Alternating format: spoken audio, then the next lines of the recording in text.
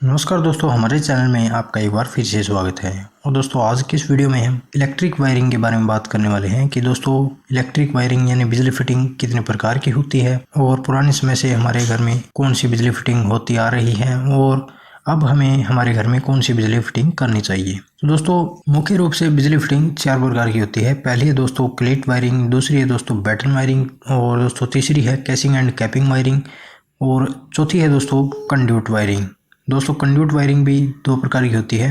तो दोस्तों, सबसे पहले हम बात करते हैं क्लेट वायरिंग के बारे में। दोस्तों, इस बिजली फिटिंग का इस्तेमाल काफ़ी पुराने समय में किया जाता था। दोस्तों, इस बिजली फिटिंग में बिजली के तारों को किसी प्लास्टिक या फिर लकड़ी की फट्टी के ऊपर लगाकर फिट की जाती थी, लेकिन यह बिजली की फिटिंग सिर्फ कुछ समय के लिए की जाती थी। जैसे कि दोस्तों, आज भी हम कहीं पर नया मकान बनाते हैं या फिर दोस्तों कुछ समय के लिए हम बिजली फिटिंग करते हैं टेम्परेरी, उसी प्रकार की दोस्तों यह क्लेट वायरिंग होती थी। और दोस्तों, इस बिजली फिटिंग में काफ़ी ज़्यादा खतरा रहता था, क्योंकि दोस्तों इसमें बिजली के तार खुले होते थे, तो इसमें दोस्तों हमें करंट लगने का भी यानी शॉक लगने का भी डर रहता था। और दोस्तों, इसमें हमारे बिजली के वायर जो है वो बाहर ही दिखाई दे देते थे, इसलिए दोस्तों इसे हमें रिपेयर करना तो आसान हो जाता था, लेकिन दोस्तों इससे हमें काफ़ी ज़्यादा नुकसान होने का डर रहता था, क्योंकि दोस्तों कभी भी हमें इससे शॉक लग सकता था। और दोस्तों, बाहरी वातावरण का भी प्रभाव इसके तारों के ऊपर पड़ता था। तो इसलिए दोस्तों इस बिजली फिटिंग में सुधार आया, और इसके बाद दोस्तों हमारी आती है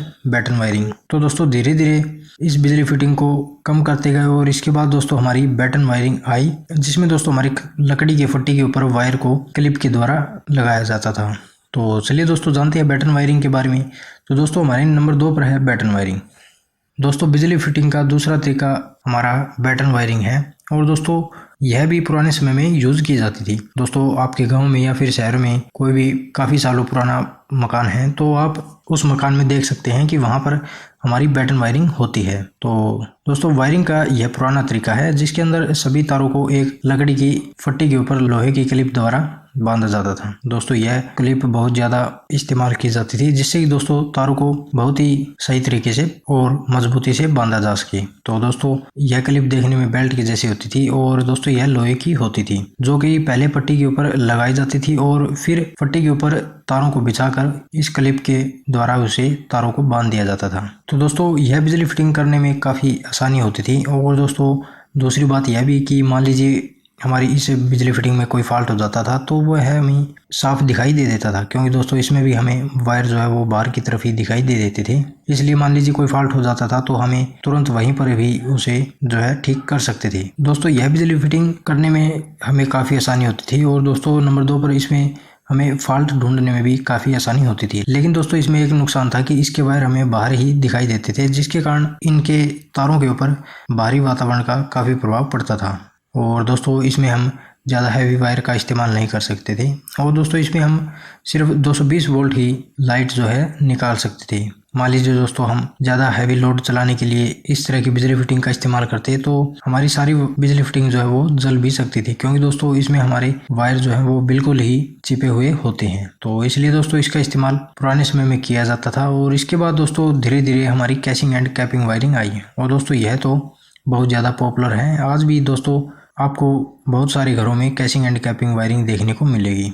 दोस्तों इसके 2 भाग होते हैं, एक होता है दोस्तों कैसिंग और दूसरा होता है कैपिंग। दोस्तों इसके एक भाग को दीवार के ऊपर लगाया जाता है, और दूसरे भाग को बिजली फिटिंग पूरी होने के बाद इसके पहले भाग में से वायर को निकालने के बाद दूसरे भाग को ऊपर से ढका जाता था।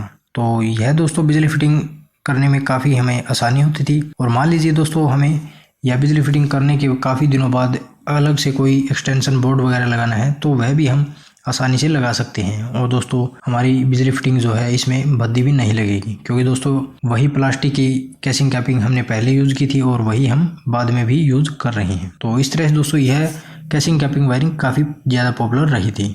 और दोस्तों इस बिजली फिटिंग को घर में करना भी बहुत ही आसान होता था, और यह काफ़ी ज़्यादा मजबूत भी होती थी। और दोस्तों यह लंबे समय तक चलने वाली होती है। जैसे कि मैंने बताया कि आप मान लीजिए अलग से कोई एक्सटेंशन बोर्ड लगाना चाहते हैं, तो इस तरह से आप इसमें बदलाव भी आसानी से कर सकते हैं। अब बात करते हैं दोस्तों हमारे नंबर 4 पर, यह है दोस्तों कंड्यूट वायरिंग। दोस्तों कैसिंग एंड कैपिंग वायरिंग के बाद हमारा लास्ट यही तरीका है, और ये है कंड्यूट वायरिंग। दोस्तों कंड्यूट वायरिंग भी 2 प्रकार की होती है, एक होती है दोस्तों सरफेस कंड्यूट वायरिंग और दूसरी होती है दोस्तों कंसील्ड कंड्यूट वायरिंग।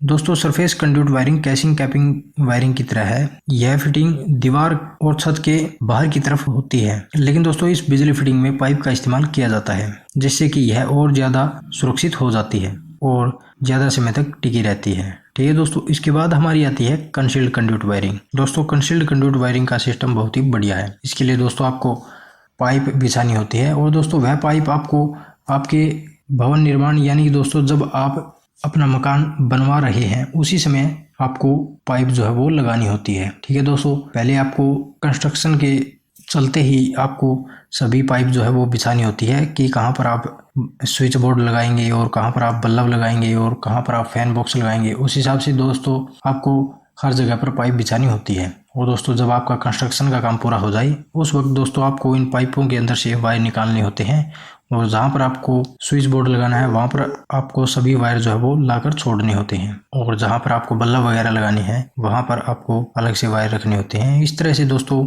आपको यह वायरिंग करनी है।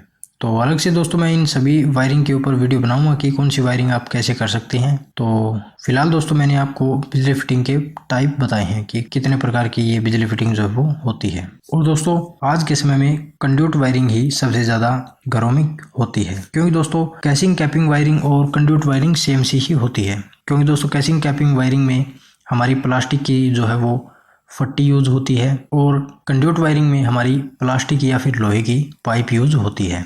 बस दोस्तों फ़र्क इतना है कि कैसिंग कैपिंग हमें दीवार के ऊपर लगानी होती है और ये कंड्यूट वायरिंग में पाइप हमें दीवार के अंदर लगानी होती है, जिससे दोस्तों हमारी वायरिंग का किसी को पता भी नहीं चलेगा कि कहाँ पर क्या चीज़ लगी हुई है और कहाँ से कौन सी चीज़ कंट्रोल हुई है।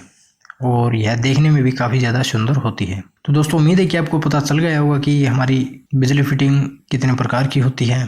तो दोस्तों यदि अब भी आपका इसके बारे में कोई सवाल या सुझाव हो तो आप हमसे कमेंट करके पूछ सकते हैं। तो दोस्तों आज की इस वीडियो में इतना ही। धन्यवाद।